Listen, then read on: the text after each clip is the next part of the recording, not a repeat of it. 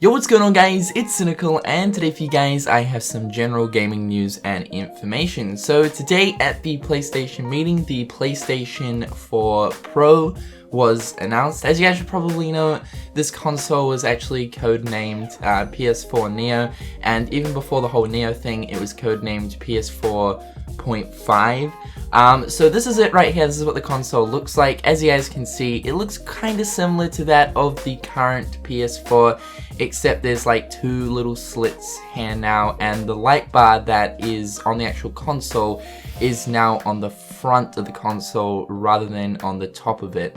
So that's kind of interesting. So like it has been rumored, yes, this console is going to be able to run PS4 Pro compatible games at 4K, which is pretty cool. It's essentially a souped up version of the PS4. It's going to be able to play any PlayStation 4 game, but with the games that are compatible with the PS4 Pro, it's going to enable those games to, of course, run at a 4K display, which essentially just makes the game look even more sharper. Of course, this means that you are going to need to have a 4K monitor or 4K TV in order to see the differences. What is cool about this is the PS4 Pro isn't just for people with 4K or HDR capable displays, as developers can actually make use of the extra power to improve visual fidelity on standard 1080p TVs.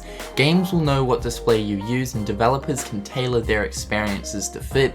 The extra power can be used to boost visual density or make other tweaks to visuals that can be enjoyed on non-4K TVs. So even if you don't own a 4K TV, which I'm sure a lot of people don't own a 4K TV because they can be pretty pricey, it means that if you're using just a standard 1080p TV, some visuals will be getting improved if, of course, that game is like a PS4 Pro enhanced game, which is actually kind of nice as well. So it's not just really boosting the resolution up to 4K to make it look sharper and crisper.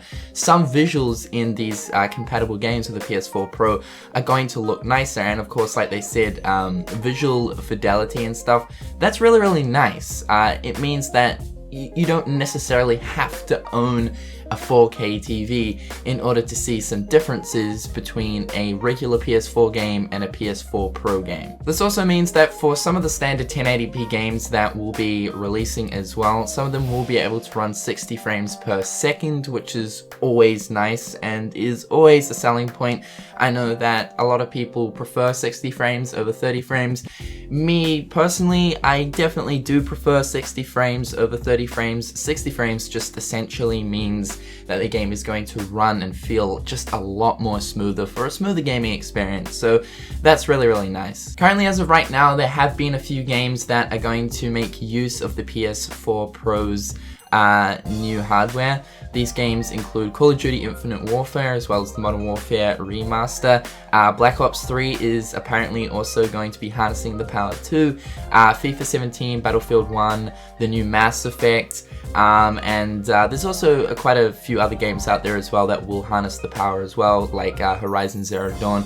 So already a lot of developers are diving into this, which is really great to see. Now here is the specs right here. As you guys can see, 8 cores of power. That's absolutely awesome. So the CPU is, of course, upgraded, and that's really nice to see. The one thing that kind of gets me a little bit is the storage size. As you guys can see, the storage size is only 1 terabyte. Now if we look at the Xbox One S, it can go all the way up to 2 terabytes. Now I think back when we were playing on our PlayStation 3s, 500 gigs was actually quite a lot.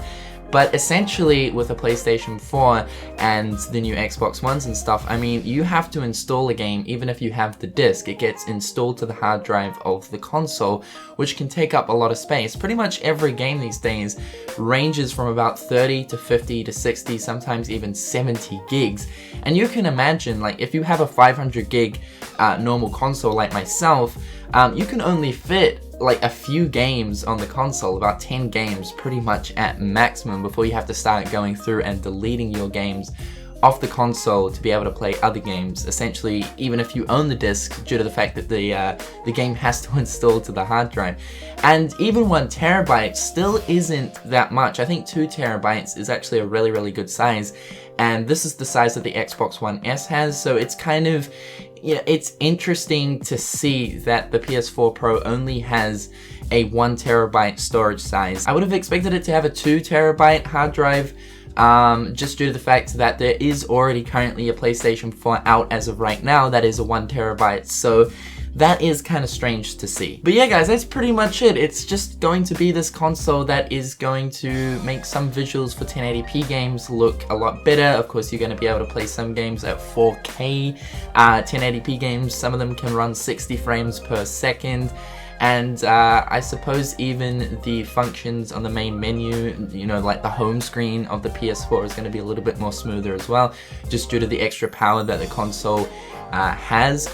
So, like I was saying, yeah, it's just an upgraded PlayStation 4, and it actually releases on November 10th, so not really too far away at all. Will I personally be getting this? I'm really not too sure. I think, really, if you want to harness this power to the best that you can, I think it's probably advised that you have a 4K TV. I use a 1080p TV, so I don't know. I feel as if I really have to go out of my way to go ahead and buy a 4K TV to really feel like I'm getting my money's worth for this upgrade. But like they were saying, you know, some 1080p games are going to look better as well, so I might consider actually picking this console up. However, tell me what you guys think about the PS4 Pro in the comment section down below, and until next time guys, I'll catch you later. Peace.